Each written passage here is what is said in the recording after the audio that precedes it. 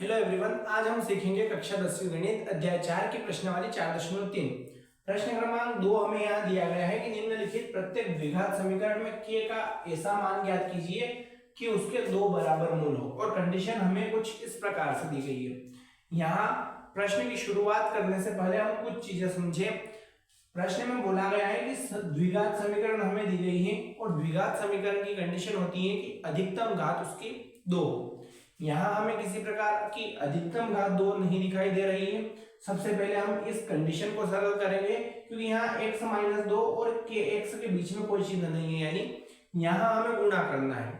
हम इस गुणे को सरल कर लेते हैं। इस गुणे को सरल करने के बाद हम द्विघात समीकरण से इसकी तुलना करते हैं, उसके बाद k का मान ज्ञात करेंगे। तो यहाँ इसकी शुरुआत करते हैं। हमने यहाँ लिखा सरल करने पर। अब सरल किस प्रकार से करना है, तो हमें इस kx का गुना इस कोष्टक के साथ करना है, तो ये हो जाएगा kx का स्क्वायर। ऐसा हमने क्यों किया? जैसा कि हम जानते हैं कि गुणे में घात जुड़ती है। यहाँ हमने kx का गुना x के साथ किया, इसकी कुछ घात नहीं थी, यानी दोनों जगह एक एक था। गुणे में घात जुड़ती है, हमने एक और एक को कर दिया 2। फिर यहाँ kx का गुना 2 के साथ होगा, यानी हो जाएगा 2kx। और यहाँ ये ध्यान रखना है कि यहाँ प्लस था, यहाँ माइनस था। प्लस माइनस हमेशा होता है माइनस। उसके बाद हम इसको आगे सरल करते हैं, तो डायरेक्ट हमें दे रखा है +6 = 0। यहाँ हमें द्विघात समीकरण ज्ञात हो चुकी है। हम इस द्विघात समीकरण के बारे में कुछ सोचें और यहाँ से मान ज्ञात करें। द्विघात समीकरण को हम हमेशा ax² + bx + c = 0 के रूप में व्यक्त करते हैं। तो हम यहाँ उस प्रकार से इसको लिखेंगे। हम इस समीकरण की तुलना कर लेते हैं। हमने यहाँ लिखा समीकरण की तुलना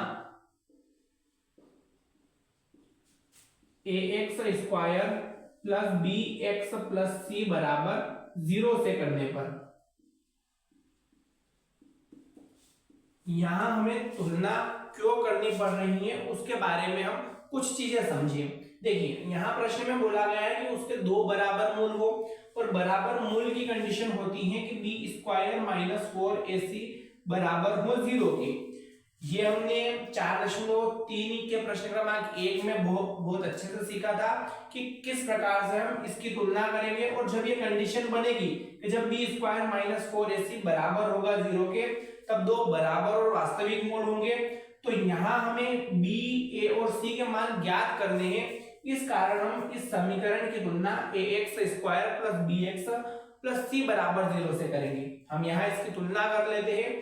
तो यहाँ हम इतना ध्यान रखें कि x² के साथ जो मान रहेगा वो हमेशा a का मान रहेगा, रेखिक जो मान रहेगा वो हमेशा b का मान रहेगा, और संख्यात्मक जो मान रहेगा वो हमेशा c का मान रहेगा। अब ये हम कैसे कन्फर्म करेंगे, तो हम कह सकते हैं कि यहाँ अधिकतम घात 2 दे रखी है, यानी a का मान तो हमारा ये वाला हो जाएगा। हम लिख सकते हैं कि a बराबर हो गया हमारा k। उसके बाद b के बारे में बात करें तो b की चर्चा कुछ इस प्रकार से हमने की है कि रेखिक जिसकी कोई घात नहीं हो या जिसकी एक घात हो। कोई घात में तो गलत पड़ेगा, हम ये कह सकते हैं कि जिसकी एक घात हो वो रेखिक, यानी यहाँ b का मान हो जाएगा। हमें इस x को नहीं लेना है, हम इसको लिखेंगे तो ये हो जाएगा b बराबर -2k। और c के बारे में बात करें, हमने अभी चर्चा की कि c का मान जो होगा वो संख्यात्मक मान होगा। हम यहाँ लिख सकते हैं c बराबर 6। इतना करने के बाद हमें इसमें मान रखना है, और ये जो सूत्र चलता है ये हमेशा d बराबर b² - 4ac बराबर 0 के प्रयोग से, यानी ये सूत्र जो चलता है ये हमेशा d के बराबर होता है। और जब कभी दो बराबर मूल हो, ऐसी कंडीशन में ये d जो है हमेशा 0 होता है, यानी हम यहाँ इस d का मान 0 लेंगे। हमें केवल और केवल मान b² - 4ac बराबर 0 में रखना है। अब हमें इतना ध्यान रखना है कि ये मान हम यहाँ से रखें तो किस प्रकार से इसे सरल करेंगे। b का स्क्वायर दे रखा है, हम b का मान यहाँ रखेंगे तो ये हो जाएगा -2।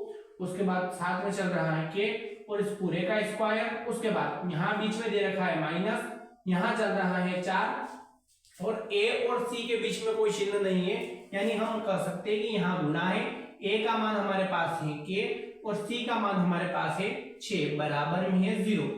हम इसे सरल करेंगे तो ये हो जाएगा -2k²। इसको हम दो बार लिख देते तो ये हो जाएगा -2k गुणित -2k। सबसे पहली कंडीशन तो कि माइनस माइनस यहां हम कर देंगे प्लस, यानी जो भी आएगा वो प्लस में आएगा। संख्या के साथ गुणा करते हैं तो ये हो जाएगा 2 दूनी 4। उसके बाद k का k के साथ गुणा k², और यहां गुणा था, यहां भी गुणा था, हमने 2 दूनी 4 किया, k का k के साथ गुणा किया तो गुणे में घाते जुड़ती है, ये हो गया k²। और इन दोनों के बीच में अभी भी गुणा है। हम यहां लिखेंगे 4k²। उसके बाद यहाँ 6 का गुणा 4 के साथ, यानी हो जाएगा 6 चौक 24, और साथ में चल रहा है के, बीच में है माइनस, बराबर में 0। थोड़ा और इसे सरल करते हैं तो -24k को बराबर से इधर लेके हम आ जाएंगे तो ये हो जाएगा 4k² बराबर 24k। अब हमें यूं समझना है कि माइनस वाली संख्या बराबर से इधर आके प्लस वाली हो जाएगी। यहाँ 4 जो कि गुणे में है हम इधर भेजेंगे, बट्टे में चला जाएगा तो हो जाएगा k² बराबर 24k/4। और अगर हम ध्यान रखें कि यहाँ स्क्वायर वाला फॉर्मेट है, हमें केवल और केवल k का मान ज्ञात करना है, और स्क्वायर में हमेशा k गुणित k लिखाता है, मतलब कहीं ना कहीं हम इस एक k को भी यहाँ से इसके साथ भेज सकते हैं। तो यहाँ केवल बचेगा k। हम k से k को काट देंगे और 4 से इसे विभाजित करेंगे, 4 एकम 4, 4 छंग 24, यानी हमारा k का मान जो आया है वो आया है 6।